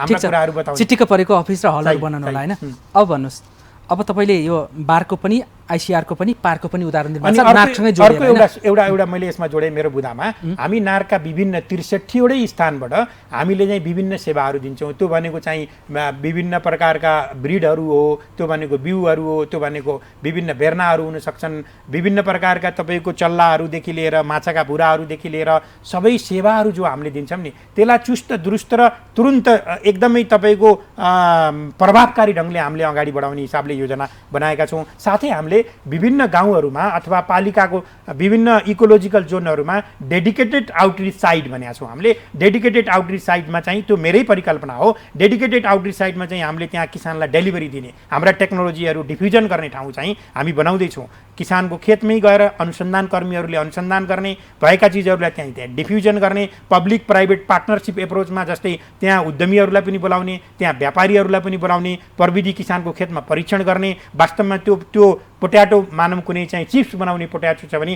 त्यो इन्डस्ट्रीहरूका मान्छेलाई पनि बोलाउने, सुजी बनाउने गहुँ परीक्षण गर्दाखेरि त्यो इन्डस्ट्रीका मान्छेलाई पनि बोलाउने, स्थानीय सरकार र सबैको सहभागितामा चाहिँ टेक्नोलोजी डिफ्युजन गर्ने हामीले डेडिकेटेड आउटरिच साइटहरू पनि बनाउँदैछौँ। ती चिजहरू चाहिँ मन्त्रीज्यूलाई मैले लेखेर दिएको छु। हजुर हजुर, एकदमै राम्रो योजनाहरू यहाँको कार्यान्वयनमा आओस्, हामी त्यो कामना गर्छौँ, फलोअप पनि गर्छौँ होइन? अब यो सरकारले यसपटकको बजेटमा जहाँ कृषिमा आत्मनिर्भर हुने, कृषिलाई वैज्ञानिकरण गर्ने र आधुनिकीकरण गरेर आयातलाई प्रतिस्थापन गर्ने भन्ने छ होइन? यो वर्षको करिब 17 खरब बजेटबाट हजुर मलाई लाग्छ 58 अरब बजेट कृषिलाई छुट्याएको छ। 58 अरबबाट चाहिँ नार्कलाई चाहिँ नेपाल कृषि अनुसन्धान परिषदलाई 3 अरब 3.33 अराउन्ड चाहिँ अरब चाहिँ हामीले 3.25 अरब जति नार्क लाग्यो। अब भन्नुहोस्, यति अर्ब बजेट छुट्टा छ, 58 अर्ब नै होइन? हरेक सरकारले यो छुट्याइरहेको छ। अब नेपालको आयातको क्रमलाई हेर्ने हो भने चामल मात्रै वार्षिक 50 अर्बको हो नि, हेर्नुहोस् तरकारीमा 18 अर्बभन्दा बढी हो भने हामीले 57 लाख मेट्रिक टन चामल नेपालमा उत्पादन हुन्छ अहिले। हामीलाई 72 लाख मेट्रिक टन चामल चाहिन्छ। हेर्नुहोस्, नेपाललाई करिब 15-16 लाख मेट्रिक टन चामल हामीलाई अरू उत्पादन गर्नुपर्ने हुन्छ। मसँग के योजना छ भन्दाखेरि हामीले नेपाल कृषि अनुसन्धान परिषदले चावलमा आत्मनिर्भर बनाउने अभियान चलाउँदैछौँ। हामीले के सोचेकी राखेका छौँ भने यदि चैते धानका राम्रा जातीय विकास गर्ने हो भने अहिले भएको 1,20,000 हेक्टर चाहिँ जग्गामा जो चैते धान खेती भएको छ त्यसलाई डबल गर्न सक्ने अवस्था छ हामी नेपालमा।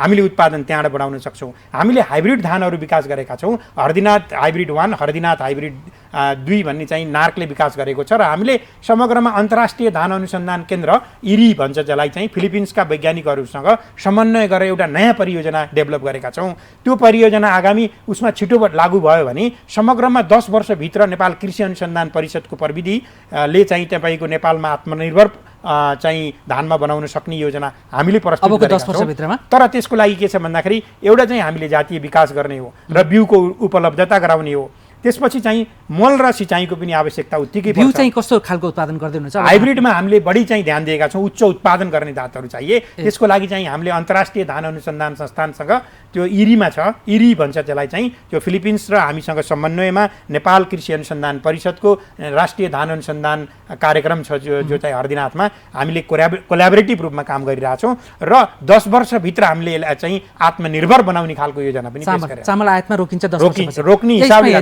यहाँले हाइब्रिडको धानको उत्पादनको बिउको कुरा गर्दै हुनुहुन्छ होइन? जस्तो जापान लगायतका विकसित मुलुकहरूमा एउटै धानको बालामा 1000-1200 भन्दा बढी धानको गेडाहरू लाग्छ भने हाम्रोमा 200-300 मात्रै छ। गहुँमा पनि त्यस्तै छ, मकैका घोगाहरूमा पनि सानो छ, हाम्रो बाहिरको ठुलो छ भनिन्छ होइन?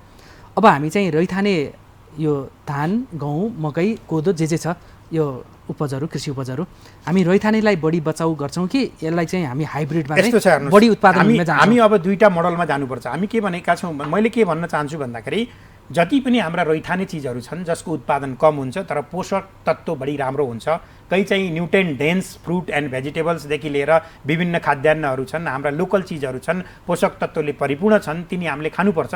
तर तिनलाई चाहिँ हामीले विशेष गरेर अर्ग्यानिक प्रोडक्टको रूपमा र पोषण सुरक्षाको लागि र एग्रो टुरिज्म प्रमोसनको लागि प्रयोग गर्ने हो। जहाँनिर खाद्यान्न उत्पादन छ, तपाईँले भने जस्तै धान हामीलाई धेरै चाहिन्छ, हामी आयात गर्छौँ थुप्रो रूपमा, मकैको कुरा छ, यसमा चाहिँ हाइब्रिडमै जानुपर्छ हामीहरू। हामी एउटा चाहिँ नेपाली जो स्थानीय रैथाने जातहरू छन् त्यसको मेन्टेनेन्स गर्ने, त्यसमा प्रवर्धन गर्ने, त्यसको स्थानीय स्तरमा पनि उत्पादन बढाउने टेक्नोलोजीहरू जेनेरेट गर्ने र पोषण सुरक्षाको लागि प्रयोग गर्ने, अर्ग्यानिक टुरिज्म र एग्रो टुरिज्म इको टुरिज्मको लागि चाहिँ प्रयोग गर्ने ती टेक्नोलोजीहरू भए। अर्को चाहिँ के छ भन्दाखेरि समग्र लार्ज स्केलमा चाहिँ हामीलाई धान गहुँ र मकैको कुरा छ, खाद्यान्नको, त्यसमा चाहिँ हाइब्रिडमा जानैपर्छ। तपाईँको अर्थोडक्स भएर बसेर हामीले चाहिँ यो देशमा यसरी वृद्धि भइरहेको जनसङ्ख्यालाई खुवाउन सक्ने अवस्था हुँदैन। त्यसले गर्दाखेरि हामी दुईटै मोडलमा जानुपर्ने हुन्छ। एउटा चाहिँ तपाईँको जो चाहिँ पोषण सुरक्षाको मोडल हो, अर्को चाहिँ खाद्य सुरक्षाको मोडल हो। अब यो फलफुल र तरकारीको आयातलाई के गर्ने? हेर्नुहोस्, यस्तो छ, मैले भने तपाईँलाई, मलाई के लाग्छ भने यो देशमा यदि हामी आत्मनिर्भर कृषि बनाउने हो भने तपाईँको प्रविधि मात्रै भएर पनि पुग्दैन। हाम्रो सप्लाई चेन अत्यन्त कमजोर छ। तपाईँ सप्लाई चेन भनेको कस्तो भन्दाखेरि हामी फार्म गेट उत्पादन गर्ने ठाउँदेखि बजारसम्म तपाईँले हेरिराख्नु भएको छ, किसानले गोलभेडा फ्याँक्नुहुन्छ, किसानले आफ्ना उत्पादनहरू फ्याँक्नुहुन्छ। किन फ्याँक्नुहुन्छ? नेपालमा चाहिँ तपाईँको यो बजार कति कमजोर छ भन्नुहुन्छ भन्दाखेरि इन्डियाको 80% अनुदान भएको कृषि, चाइनाको लगभग तपाईँको सबै अनुदान भएको कृषि र नेपालका किसानहरूले लगानी गरेर गर्नुपर्ने कृषिको कसरी एउटै बजारमा प्रतिस्पर्धा हुन सक्छ? मैले इक्जाम्पलको लागि तपाईँलाई बताउँछु। सिजनमा नेपालमा यदि काउली फ्लावरको काउलीको उत्पादनको लागि 1 किलो काउली फलाउनलाई करिब 500 रुपियाँ लाग्छ। तर त्यो काउली इन्डियन किसानले 1 रुपियाँमा फलाउँछ अनि उनीहरूले बल्कमा ट्रेड गर्छ। अनि चाहिँ हामी एउटै बजारमा कसरी कम्पिट गर्न सक्छ किसानले? हामीले या त उनीहरूलाई बाहिरी उत्पादनलाई बढी करको दायरामा ल्याउने हो कि, अथवा केही इक्जाम्पलको लागि केही पाइलोटिङ गरेर कुनैमा रोक लगाउन सक्ने हो कि? यो पोलिसी लेभलबाट नभएसम्म चाहिँ रोक लगायो भने कुनमा चाहिँ अहिले तर मैले के भन्न चाहन्छु भने अहिलेको अवस्थामा चाहिँ अब रोक लगाउँदा बित्तिकै पोलिसीगत इस्यु पनि आउन सक्ला अथवा अन्तर्राष्ट्रिय सम्बन्धहरूको पनि कुरा आउला। तर हामी एक दुईटामा पाइलोटिङ गर्न सक्छौँ। फर इक्जाम्पल अघि खुर्सानीको कुरा गर्नुभएको थियो, हजुर, वार्षिक 2 अर्बभन्दा बढी 2 अरब लिगल रूपमा आयात भइरहेछ। तर के छ भन्दाखेरि खुर्सानी त जता लगाए पनि फल्छ नि, गमलामा लगाए पनि खान पुग्छ नि, पहाडदेखि तराईसम्म हुन्छ नि। तर हामीले एक दुईटा चिजहरूमा त गर्न सक्छौँ नि। नेपालमा खुर्सानी कहीँबाट नल्याउँ, हामी आफै उत्पादन गरेर खाउँ, एउटा अभियान चलाउन सकिन्छ। त्यसको लागि नार्कले प्रविधि दिन तयार छ, भेराइटी दिन तयार छ, टेक्नोलोजी दिन तयार छ, हामी सबै ठाउँ लगाउन सकिन्छ। बाहिरबाट नआएपछि बाध्य भएर हामीले लगाउँछौँ, हाम्रा किसानले पैसा पाउनुहुन्छ, त्यो पैसा बाहिर जान्न। त्यसै गरेर समग्र अरूमा जान सकिन्छ। तर कुरो के छ भन्दाखेरि यदि हामीले चाहिँ सस्तो रूपमा चिज पाइरहेछौँ, हामी किन खेती गर्ने, बेकार खेती किन गर्ने? र त्यो पेस्टिसाइड इन्डियामा देखि अरू ठाउँमा राखेको चाहिँ तपाईँको हेल्थको लागि पनि कति लेभलमा फाइदाजनक छ भन्ने पत्ता नलाइकन हामी जसरी हाफाजाडली खाइरहेछौँ त्यसले हाम्रो स्वास्थ्यमा पनि तपाईँको प्रभाव नकारात्मक असर परिराखेको छ। अहिले हेर्नुभयो भने सिम्पल्ली कुनै एरियामा सदरमुकामतिर जानुभयो भने कुनै जिल्लाको, त्यहाँबाट मान्छेहरूले तरकारीको सदरमुकामबाट किनेर माथि डाँडोमा गएर बसेर खाइराख्नु भएको छ। दुधको पोका किनेर माथि ल्याएर खाइराख्नु भएको छ। हामी सानो छँदाखेरि सबै मान्छेले उत्पादन गरेको चिज बजारमा बेच्न ल्याउनुहुन्थ्यो, आफै उत्पादन हुन्थ्यो, लोकल चिज खानी थियो। त्यो संस्कार हाम्रो सबै खतम भइसक्यो। हामी चाहिँ के भने सिन्थेटिक फुडहरू, सिन्थेटिक ड्रिङ्कहरू, यी चाहिँ तपाईँको हेल्थ हजार्ड चिजहरू बढी खानेतिर लाग्यौँ। त्यस कारणले हाम्रो समग्र उसलाई चाहिँ चेन्ज गर्नुपर्ने छ, जो चाहिँ स्कुल लेभलबाट गर्न सकिन्छ। स्कुलका विद्यार्थीहरूको आनी बानी खानीमा कसरी परिवर्तन ल्याउने? ती बच्चाहरूलाई चाहिँ गाजर पोषक तत्त्वले परिपूर्ण भएको हुन्छ, त्यस कारणले गर्दा मैले खानुपर्छ भन्ने कसरी सिकाउने? उनीहरूले घर आफ्नो आमा बाउसँग गएर गाजर माग्ने, चुकन्दर माग्ने, हरियो सागसब्जी माग्ने, यी चिजहरूमा उनीहरूको ज्ञानमा कसरी परिवर्तन गर्ने? त्यस कारणले गर्दा हामीले के भनेका छौँ भन्दाखेरि स्कुल न्युट्रिसन प्रोग्राममा चाहिँ स्कुल गार्डनिङ अथवा पोषण बगैँचा कार्यक्रम हामीले लागू गरौँ, त्यसलाई घरेलु बगैँचासँग लिङ्क गरौँ। अनि एउटा आत्मनिर्भर खालको चाहिँ तपाईँको पोषण सुरक्षाको ग्यारेन्टी हामी गर्न सक्छौँ। सस्टेनेबल ग्यारेन्टी हुनसक्छ। टेक्नोलोजी चाहिँ र चिजहरू चाहिँ ज्ञान चाहिँ स्कुलबाट हुँदै घरतिर जान सक्छ। तपाईँलाई म भनौँ सबभन्दा छिटो बाबुआमाले आफ्नो बच्चाले भनेको मान्छ। यदि तपाईँको बच्चाले कसैले ड्याडी म चाहिँ गाजर खान चाहन्छु भन्यो भने तपाईँले त्यो गाजरको बिउ ल्याएर लगाउन थाल्नुहुन्छ घरमा, खुवाउनुहुन्छ। मैले चाहिँ यस्तो चिज खान्छु, म यो चाहिँ चाउचाउ खान्न, यो खान्न भन्यो भने तपाईँ त्यो अनुसार जानुहुन्छ। त्यस कारणले सबभन्दा राम्रो पोइन्ट भनेको इन्ट्री पोइन्ट भनेको स्कुल हो। हाम्रो एजुकेसनलाई ठिक गरौँ, एजुकेसनै ठिक छैन त कसरी यो देशको विकास हुन्छ? सस्टेनेबल विकास हुन सक्दैन। निकै लामो योजना छ यहाँको, अर्को बसाइम गर्ला। खास गरी छ नि कृषिलाई आत्मनिर्भर गराउन सरकारले र नेताहरूले जसरी यो राजनीतिक नाराहरू उरालिरहन्छन् नि, त्यसको तुलनामा चाहिँ नेपालका कृषि वैज्ञानिकहरूले खासै अनुसन्धान गरेनन्। त्यसकारण दलले र सरकारले ल्याउने नारामै सीमित भयो भन्ने पनि कृषि वैज्ञानिकहरूलाई आरोप छ। हामीले के भनेका छौँ भने कृषि वैज्ञानिकहरूलाई मैले के निर्देशित गरेको छु भने वैज्ञानिक साथीहरू तपाईँले गरेका जुन चिजहरू छ उहाँ अनवरत रूपमा ल्याबमा बसेर खटेर काम गर्नुहुन्छ, कसैले फिल्डमा बसेर काम गर्नुहुन्छ, धेरै काम गर्ने वैज्ञानिकहरू हामीसँग हुनुहुन्छ। तर मैले उहाँहरूलाई के भनेको छु भन्दाखेरि वैज्ञानिकले गरेको कुरा तपाईँले थाहा पाउने मात्रै होइन, त्यो समाजले थाहा पाउनुपर्छ, देशले थाहा पाउनुपर्छ र संसारले थाहा पाउनुपर्छ। त्यसरी हामी आउनुपर्छ। अहिलेसम्म हामीले गरेको कुरा कसैले थाहा नपाएको कारणले गर्दा वैज्ञानिकले केही गरेन भन्ने आरोप लागिरहेछ। तर हामी अब यो तरिका सोचिरहेको छौँ कि वैज्ञानिकले गरेको कुरा सबैले थाहा पाउने गरेर प्रचार गर्ने एउटा। अर्को कुरा के छ भन्दाखेरि जो वैज्ञानिक इन्फर्मेसन हो त्यसलाई चाहिँ कसरी सम्बन्धित ठाउँमा पुर्याउने त्यसमा पनि हामी वर्कआउट गरिराखेका छौँ। तर तपाईँले भने जस्तै संसारमा कुनै यस्तो देश छैन यति थोरै लगानीमा, मैले भने तपाईँलाई जम्मा 3 अरब रुपियाँ हामी जुन पाउँछौँ त्यसबाट सबै कर्मचारीहरूको तलब छ, यी भवन बन्नेहरू पनि त्यसैबाट हो, ल्याब स्ट्रेन्थेनदेखि लिएर सबै गर्ने त्यसैबाट हो, र रिसर्चको लागि पनि त्यसैबाट केही हो। त्यसबाट चाहिँ तपाईँको गर्दा पनि वैज्ञानिकहरूले केही न केही गर्नुहुन्छ। हामीले दिएका तपाईँको जातहरू हेर्नुभयो भने तपाईँको चाहे तरकारीको क्षेत्रमा हेर्नुहोस्, चाहे चाहिँ अन्नबालीको क्षेत्रमा हेर्नुहोस्, चाहे सबै क्षेत्रमा नार्कै जात प्रयोगहरू भइरहेछन् त यहाँ त। तर हाम्रो प्रचारको कुरा भइरहेको छैन। वैज्ञानिकहरूलाई चाहिँ एउटा अज्यालमा राखिएको छ, उसको कदर पनि छैन। हामी नियमित त्यसलाई प्रचारमा लिएर आउँला। एक्ज्याक्ट। अब के त नेपाल कृषिमा चाहिँ आत्मनिर्भर हुन सक्ने सम्भावना चाहिँ प्रशस्त देख्नुहुन्छ? नेपाल कृषिमा आत्मनिर्भर सबभन्दा सजिलो तरिकाले बन्न सक्ने खालको देश हो। यहाँको माइक्रो क्लाइमेट हेर्नुहोस्, यहाँको सिचुएसन हेर्नुहोस्, यहाँको सम्पूर्ण चिजहरू हेर्दा बन्न सक्छ। तर समस्या कहाँनिर छ भन्दाखेरि यदि हामीले ओपन बोर्डरलाई चाहिँ यसरी नै कृषिमा खुल्ला राख्यौँ भने तपाईँ जति प्रोग्राम गरे पनि नेपाल आत्मनिर्भर बन्न सक्दैन। मैले तपाईँलाई भने त यत्रो लेभलमा जुन आयात भइरहेछ, 5 अरबभन्दा बढीको प्याज आयात भइरहेछ, 2 अरबभन्दा बढीको तपाईँको लसुन आयात भइरहेछ, 98% कागती आयात भइरहेछ, 95% मेवा आयात भइरहेछ। तपाईँ अम्बा हेर्नुहोस् न, जहिले पनि बजारमा हुन्छ, नेपालमा फल्न सक्दैन र फल्न सक्छ। तर चाहिँ अहिले के छ भन्दाखेरि हामीले कसरी अन्तर्राष्ट्रिय त्यो चिजहरूलाई चाहिँ करको दायरामा ल्याउने हो कि कसरी ल्याउने र हाम्रो उत्पादनलाई कसरी प्रमोसन गर्ने, त्यो एउटा कुरा छ। तर अर्को एउटा अपर्च्युनिटी म के देखिरहेको छु भन्दाखेरि स्थानीय सरकारका मेयर साहबहरूलाई विशेष गरेर म के अनुरोध गर्न चाहन्छु भने तपाईँहरूले एउटा बल्कमा उत्पादन गर्ने खालको कार्यक्रम ल्याउनुहोस्, कागती गाउँ बनाउनुहोस्, अदुवा गाउँ बनाउनुहोस्, अलिक ठुलो ट्रकमा भरेर लाने खालको चाहिँ उत्पादन गर्नुहोस्। कहीँ मेयर साहबहरूसँग म चाहिँ मेरै जिल्लामा जाँदाखेरि उहाँहरूले यो गाउँमा धेरै विकास भयो भन्नुभयो। के विकास भयो भन्दाखेरि हेर्नु सबको घरमा मोटरसाइकल छ, कार छ, कसैकोमा मोटर बाटो सबैतिर छ, बिजुली छ, एभ्रिथिङ विकास भइसक्यो भन्नुभयो। मैले भने म सानो छँदा जति त विकास देख्दिनँ त यहाँ। किन भन्दाखेरि हामी सानो छँदा मान्छेहरूले उत्पादन गरेर बजारमा बेच्न ल्याउँथ्यो, अहिले त सबै किनेर खाइरहेछ त।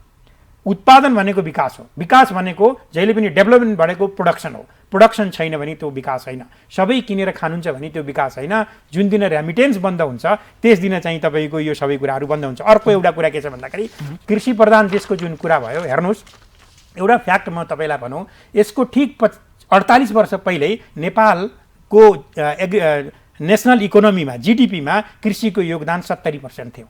तपाईँ 40 वर्ष पहिलेको हेर्नुहुन्छ भने एराउन्ड चाहिँ तपाईँको 50% योगदान थियो जिडिपीमा, नेसनल इकोनोमीमा।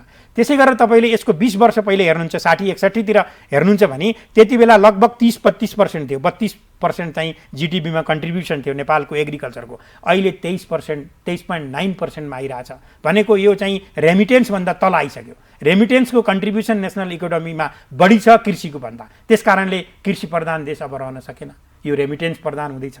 तपाईँ हेर्दै जानुहोस्, जब यदि रेमिटेन्स बन्द भयो भने के हुनसक्छ, हाम्रो आत्मनिर्भर अर्थतन्त्र चाहिँ कोल्याप्स हुँदैछ। त्यस कारणले म के भन्न चाहन्छु भन्दाखेरि हामी सबै सेक्टरबाट सोचेर यसलाई चाहिँ एकजना कृषि तपाईँको थोरै 3 अरब लगानी गरेको जो नार्कले कृषिमा विकास गरेन भनेर यसलाई चाहिँ तपाईँको आक्षेप लाउनुभन्दा सबै सेक्टर मिलेर यसलाई सिनर्जिक इफेक्ट ल्याउनु पर्ने एउटा नितान्त खाँचो छ। यहाँनिर सिँचाइको कुरा छ, यहाँनिर मलको कुरा छ, यहाँनिर गुणस्तरीय चिजहरूको कुरा छ, मार्केटको कुरा छ, सप्लाई चेनको कुरा छ।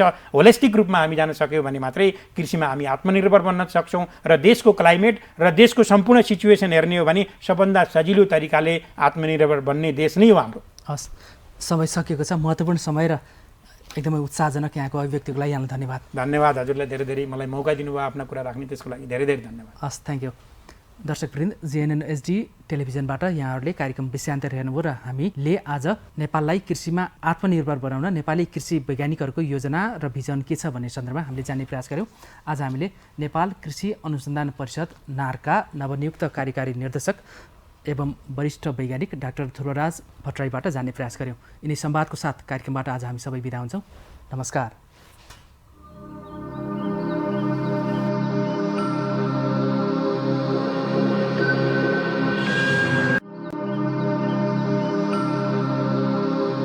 Brought to you by Kathmandu Engineering College is where you learn. छिटो भनेकै world link. Nepal finance limited.